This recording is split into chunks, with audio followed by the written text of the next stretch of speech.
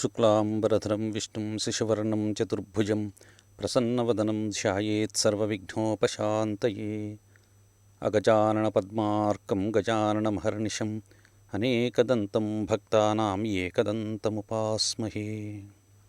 ॐ प्रणो देवी सरस्वती वाजेभिर्वाजिनीवती धीनामवित्रियवतु। न गायत्र्याः परं मंत्र न मातुः परदेवता न हरे परतस्त्राता नानृताः तात्मकं परम्। उग्रं वीरं महाविष्णुं ज्वलन्तं सर्वतोमुखं नृसिंहं भीषणं भद्रं मृत्योर्मृत्युर्नमाम्यहम्। गुरुब्रह्मा गुरुर्विष्णुः गुरुदेवो महेश्वरः गुरुसाक्षात् परं ब्रह्म तस्मै श्रीगुरवे नमः।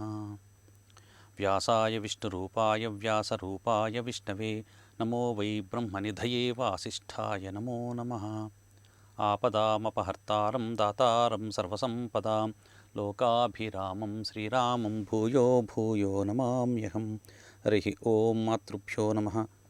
परमेश्वरस्वरूपమైన సభకు నమస్కారం. శ్రీకృష్ణాయదుభూషణా నరసఖా శృంగారరత్నాకరా లోకద్రోహి నరేంద్రవంశదహనా లోకేశ్వరా దేవతానీక బ్రాహ్మణ గో గణార్తిహరణా నిర్వాణ సంధాయక నీకున్ మృక్కెద తృంచవే భవలతల్ నిత్యానుకంపానిధి. మన తెలుగు టీవీ ప్రేక్షకులకు, వన్ టీవీ ప్రేక్షకులకు శ్రీమద్ భాగవత కథామృతం 28వ భాగానికి స్వాగతం.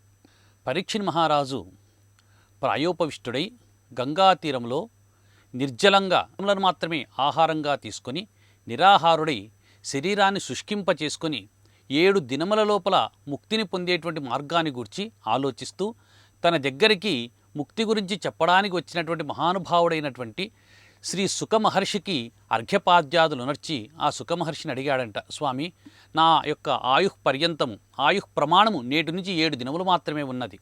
మరి ఈ 7 దినములలో నేను ఎలా ముక్తిని పొందాలయ్యా అని చెప్పేసి సుఖమహర్షిని అడిగితే శుకుడు ఒక చిరునవ్వు నవ్వి, నాయన, ముక్తిని పొందాలంటే 7 రోజులు అవసరం లేదు, ఒక్క ఘడియ కాలం, ఒక ముహూర్త కాలం చాలు సద్యోముక్తిని పొందవచ్చు. మనము సర్వసంగ పరిత్యాగం అయినటువంటి వాడి వలె సర్వసంగ పరిత్యాగి అయి చక్కగా మనస్సు భగవంతునిపైన లగ్నము చేస్తే ఏక ముహూర్త కాలంలోనే మోక్షాన్ని పొందవచ్చు అని చెప్పేసి దానికి ఉపమానంగా ఉదాహరణగా ఆ యొక్క ఖట్వాంగుని కథ చెప్పాడు సుఖమహర్షి. అది విన్నటువంటి పరీక్షిత్ మహారాజులో అప్పటి వరకు ఆందోళన ఉంది. నేను ఏ విధంగా పడిపోతాను, పడిపోయిన తర్వాత ఎలాంటి యమలోకంలో ఏ విధమైనటువంటి బాధలు అనుభవిస్తానని చెప్పేసి బాధలకు లోనై మనసు పరిపరి విధాలుగా పరితపిస్తున్నటువంటి వాడికి కొద్దిగా స్వాంతన కుదిరింది.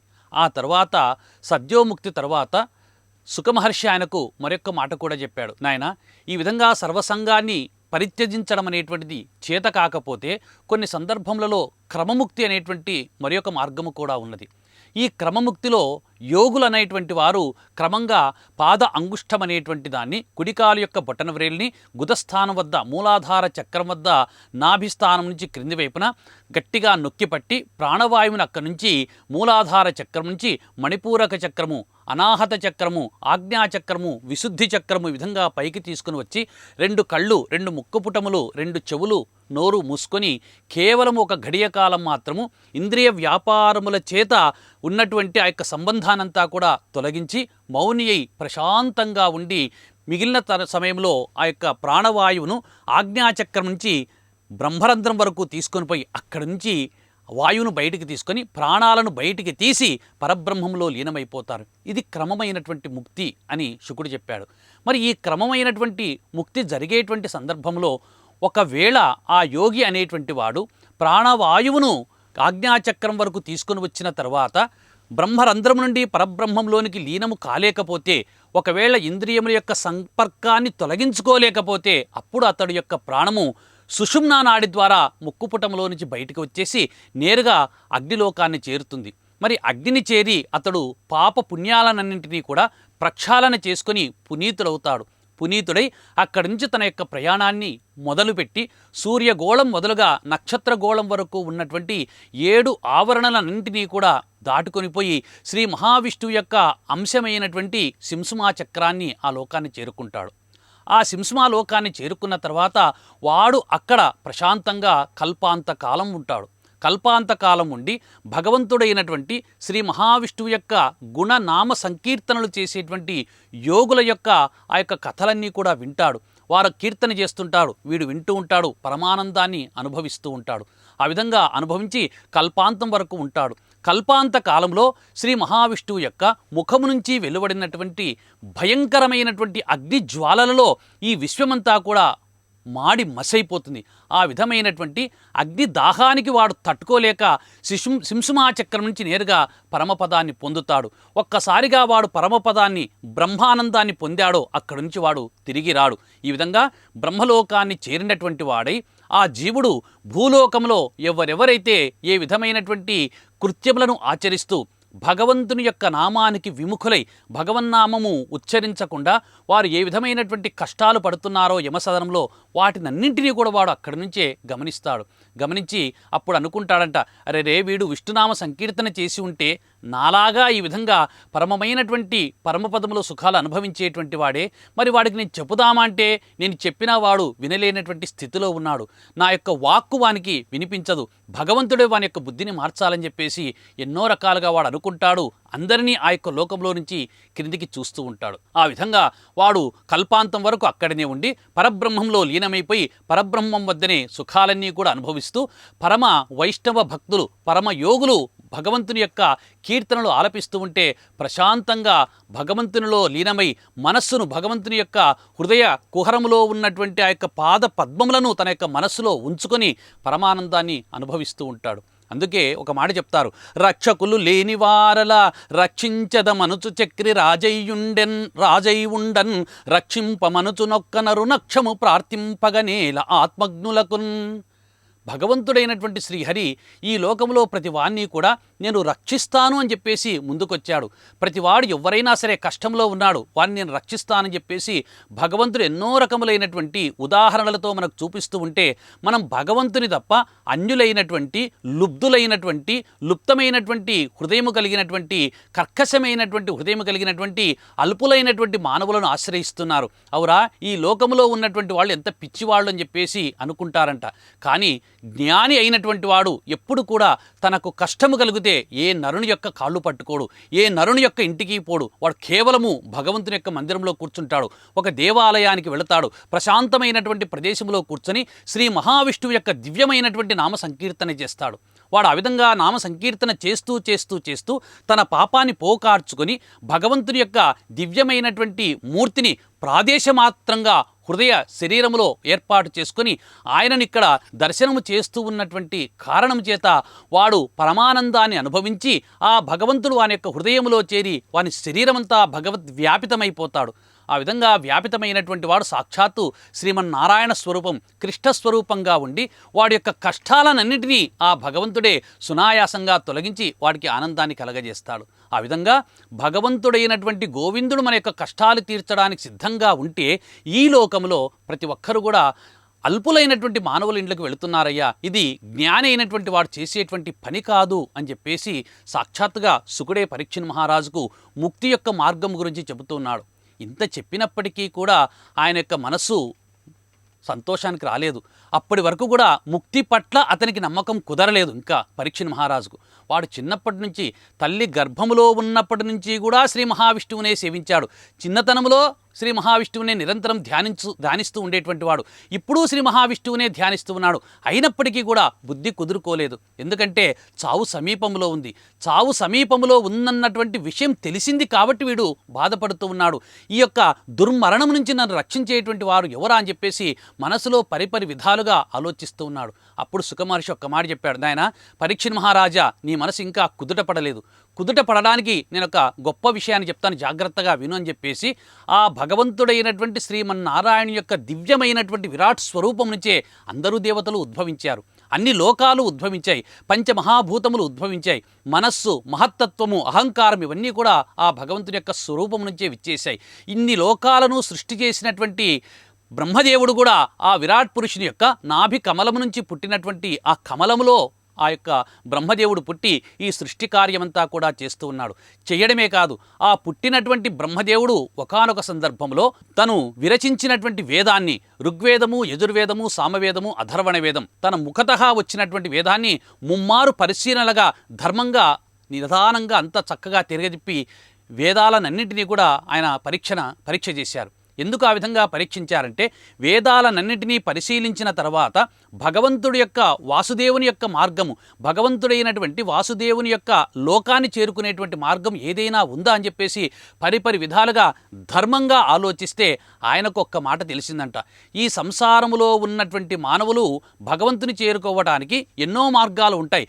తపస్సు, శౌచము, దయ, సత్యము ఇట్లాంటి మార్గములే కాకుండా కొన్ని వేల మార్గాల ద్వారా భగవంతుని తెలుసుకోవచ్చు, చేరుకోవచ్చు. అయితే ఈ కలియుగంలో ఉన్నటువంటి మానవులు భగవంతుని చేరుకోవడానికి అతి సులువైనటువంటి మార్గము భక్తి మార్గము ఒక్కటే అని వేదాలలో నుంచి ఆ బ్రహ్మదేవుడు కనుక్కున్నటువంటి వాడై తను కూడా ఎప్పుడైనా సరే నేను ఇంత సృష్టిని సృష్టిస్తూ ఉన్నాను కదా, సృష్టి కార్యం చేస్తున్నాను కదా అని చెప్పేసి రజోగుణ తమోగుణ ప్రధానమై గర్వం ఎక్కువైపోతే ఆ గర్వాన్ని అణుచుకోవడానికి భగవంతుని యొక్క దివ్యమైనటువంటి పాదములను మనసులో స్మరించుకుంటూ ఉంటాడు ఆ యొక్క బ్రహ్మదేవుడు. కాబట్టి ఓ పరీక్షణ్ మహారాజా, భక్తి మార్గము వినా మోక్షం అనేటువంటిది ఏ మార్గములో కూడా అంత సులువుగా లభించదు.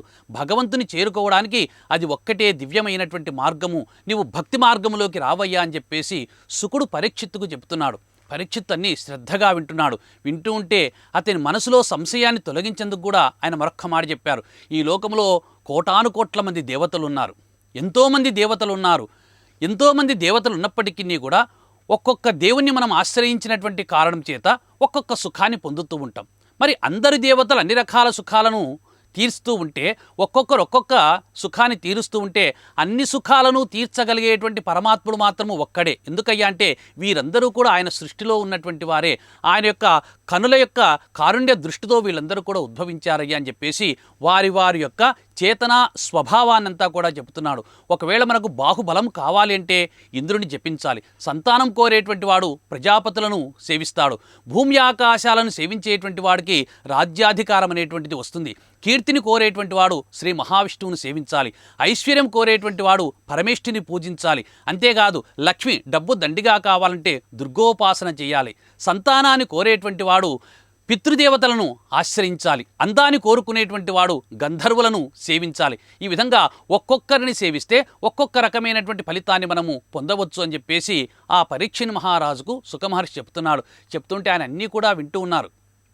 వింటూ ఒక మాట కూడా చెప్పాడు. స్వామి, ఓ పరీక్షణ్ మహారాజా, ఇన్ని రకములైనటువంటి కోరికలు ఈ దేవతలు తీరుస్తూ ఉంటే తత్వము తెలిసినటువంటి వాడు మాత్రం ఏ దేవుణ్ణి కూడా కోరుకోడు. ఎందుకంటే బ్రహ్మజ్ఞానం పొందాలంటే బ్రహ్మను సేవించాలి, బలము కావాలంటే ఇంద్రుని సేవించాలి, వీర్యపుష్టి కావాలంటే రుద్రుని సేవించాలి, వసువులను పూజిస్తే ఐశ్వర్యం అనేటువంటిది వస్తుంది. ఈ విధంగా ఒక్కొక్క దానికి ఒక్కొక్క భగవంతుడు అనేటువంటి వాడు అన్ని కోరికలు తీరుస్తూ ఉంటే కేవలము జ్ఞానులు మాత్రము ఆ యొక్క మార్గములో పోకుండా భగవంతుడైనటువంటి శ్రీ మహావిష్ణువును సేవించి వాళ్ళు మోక్షాన్ని పొందుతారయ్యా అని చెప్పేసి చెప్తారు. అందుకే మనం ఏ దేవుణ్ణి కొలిచినా కొలవకపోయినా శ్రీ మహావిష్ణువును కొలిస్తే చాలు, మోక్షాన్ని ప్రతి ఒక్కరు కూడా పొందవచ్చు అని శుకుడు పరీక్షణ్ మహారాజుకు చెప్పాడు.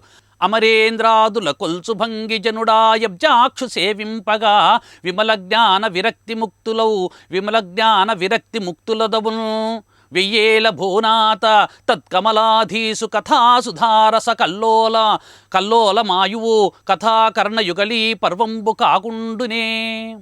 ఏ విధంగా అయితే నిరంతరము కూడా బ్రహ్మాది దేవతలు ఏ మహానుభావుని యొక్క దివ్యమైనటువంటి కరుణా కటాక్ష వీక్షణాల కోసం ప్రతి క్షణము పరితపిస్తూ ఉంటారో, ఆ విధంగా పరితపించి ఏ భగవంతునైతే కొలుస్తూ ఉంటారో ఆ కొలిచేటువంటి భగవంతుడే శ్రీమన్నారాయణుడు. మరి అలాంటి శ్రీమన్నారాయణ్ణి ఎవరైతే సరే ఆ విధంగా కొలుస్తారో, కొలిచినటువంటి కారణం చేత వాడి శరీరానికి పట్టినటువంటి పాపము, జడ్డుతనము అంతా మలినమంతా కూడా తొలగించుకున్నటువంటి వాడై భగవంతుని యొక్క దివ్యమైనటువంటి రూపాన్ని వాడు దర్శనం చేస్తాడు.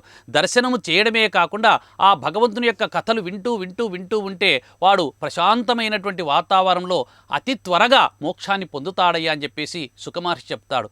అయితే ఈ కలియుగంలో ఉన్నటువంటి మానవులు, ఈ భూమిపైన ఉన్నటువంటి మానవులు అంత సులభంగా విష్ణు జ్ఞానాన్ని, వైష్ణవ జ్ఞానాన్ని వినడానికి ఉత్సుకతను చూపరు. ఎందుకంటే తన కళ్ళ ఎదురుగా కనిపించేటువంటి ఐశ్వర్యము, తన దారాపుత్రులు, భార్య, పిల్లలు, తన యొక్క సంతానము, పశువులు, గొడ్లు ఇవన్నీ కూడా, భూమి ఇదంతా కూడా నాది అని చెప్పేసి వాడు ఆ యొక్క మైకంలో పడిపోతాడు. నేను ఇంత సంపాదించాను, ఇంతమంది నా చుట్టూ ఉన్నారు రక్షణ కవచంలాగా, ఇంతమంది నేనంటే పరితపిస్తున్నారని చెప్పేసి వాడు అనేక రకాలైనటువంటి సుఖాలకు లోనై, ఇంద్రియ వ్యాపారాలకు లోనై వాడు చనిపోయేటువంటి కాలం ఆసన్నమైనప్పటికీ కూడా అది తెలిసి కూడా తెలియనట్లే ఉండి వాడు పడిపోతూ ఉంటాడు. అయితే ఆ విధంగా పడిపోయేటువంటి వాడు ఎన్ని జన్మలెత్తినా కూడా మోక్షాన్ని పొందలేడయ్యా. అయితే ఈ సంసారంలో ఉన్నటువంటి మానవుడు తన యొక్క కార్యకలాపాలను చేసుకుంటూనే భగవంతుని యొక్క కథలు వినేటువంటి, భగవంతుని యొక్క కథలు చెప్పేటువంటి, భగవంతుని యొక్క కథలు చెబుతూ ఉండేటువంటి భాగవతుల యొక్క సాన్నిహిత్యాన్ని ఎవడైతే చేస్తాడో వాడు మాత్రమే నిరంతరము కూడా ఆ భగవంతుని యొక్క పునరావృతి రహితమైనటువంటి వైకుంఠ పదంలో శాశ్వతంగా ఉంటాడయ్యా అని సుఖమహర్షి చెప్పాడు. వాసుదేవ శ్లోక వార్తలాలించుచు పుణ్యమే జనుండు గడుపుచుండు.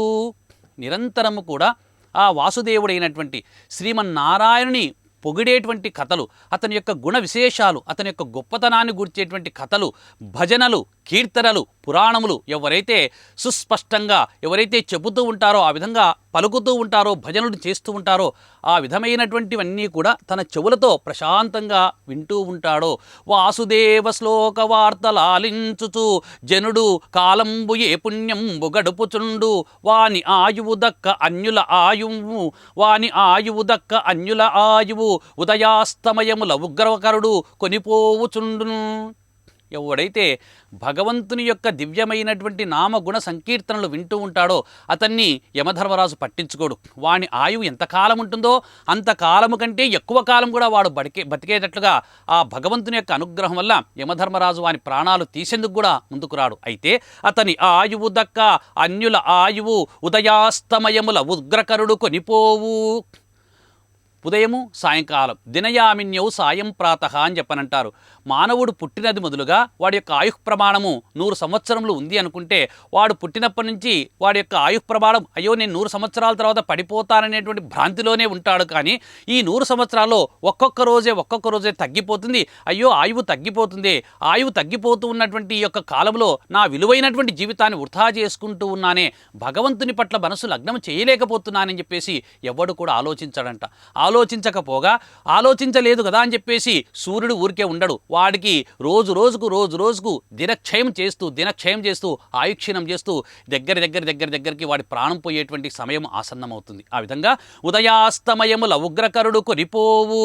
ఆ ఉగ్రకరుడు సూర్య భగవానుడు అనే యొక్క ఆయుష్యంతా తీసుకొని పోతాడు.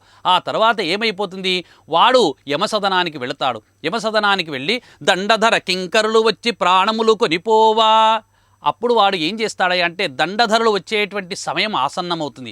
ఆసన్నమయ్యేటువంటి సమయం వానికి తెలిసి కూడా తెలియనట్లుగానే యొక్క భ్రాంతిలో ఉండి సంసార గేహ విత్త భ్రాంతాది లోనులకు లోనై భార్య, పిల్లలు, ఐశ్వర్యము, సంతానం వీటన్నిటి మీద భ్రాంతికి లోనై తరికాలంబు దగ్గరయ్యడన్.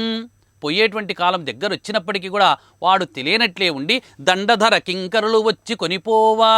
యమధర్మరాజు యొక్క కింకరులు వాడి దగ్గరకు వస్తారంట. వచ్చి పాశమేసి వాని ప్రాణాలు తీసుకొని పోతుంటే వల్ల ఏడుస్తాడు. ఎందుకయ్యా ఏడుస్తాడంటే, నేను భగవంతుని యొక్క నామం చెప్పలేకపోయినానే, భగవంతుని యొక్క నామము విష్ణునామం చెప్పి ఉంటే విష్ణు భటులు వచ్చేసి విష్ణు పార్శ్వదులు వచ్చేసి నన్ను గౌరవంగా చక్కగా పుష్పక విమానంలో పెట్టి తీసుకొని పోయేటువంటి వారు. మరి ఈరోజు నేనేం చేశాను, బ్రతికినంతకాలం భగవంతుని యొక్క నామం ఒక్క క్షణము కూడా వినలేకపోయినానని చెప్పేసి వాడు బాధపడతాడు. ఆ విధంగా బాధపడి ఆ రోజు ఏడుస్తాడంట. అందుకే అవసాన కాలం సమీపించినప్పుడు వీడు సంసారముతో ఉన్నటువంటి బంధాలనన్నింటినీ కూడా తెంచుకొని ప్రశాంతమైనటువంటి వాతావరణంలో కూర్చొని భగవద్ ధ్యానం చేయాలి.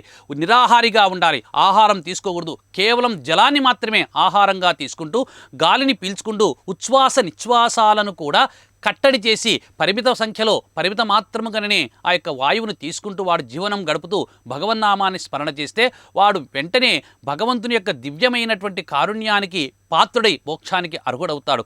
కానీ ఈ సంసారం అనేటువంటి ఊబిలో పడినటువంటి వాడు అంత సులభంగా ఈ యొక్క సంసారం అనేటువంటి ఊబి నుంచి, ఈ సముద్రంలో నుంచి బయట పడడయ్యా అని చెప్పేసి శుకుడు పరీక్షిన్ మహారాజుతో చెప్తుంటే, పరీక్షిన్ మహారాజు ఆయన చెప్తున్నటువంటి విషయాలన్నీ విన్నటువంటి వాడై మనసు అప్పుడు బంధాల నుంచి ఒక్కొక్క బంధం నుంచి తెగిపోతూ వస్తుంది. తెగిపోతూ సుతుల హితుల విడిచి, చుట్టాల విడిచి, ఆలిని విడిచి, బంధుజనుల విడిచి, రాజు హృదయమిడియ రాజీవనయునుపై ధనము విడిచి, చెడ్డుతనము విడిచి.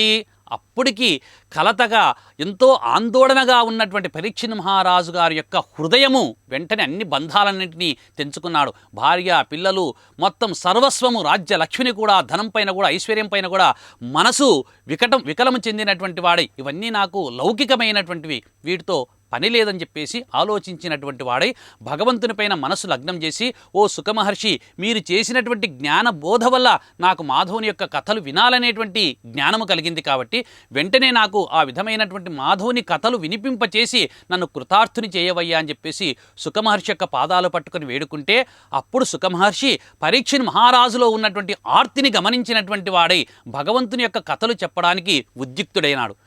తర్వాతి భాగాన్ని మనము రేపటి భాగంలో తెలుసుకునేటువంటి ప్రయత్నం చేస్తాం. స్వస్తి ప్రజాభ్యః పరిపాలయంతాం న్యాయేన మార్గేణ మహీమహీషాః గోబ్రాహ్మణేభ్యః శుభమస్తు నిత్యం లోకాః సమస్తాః సుఖినో భవంతు. స్వస్తి.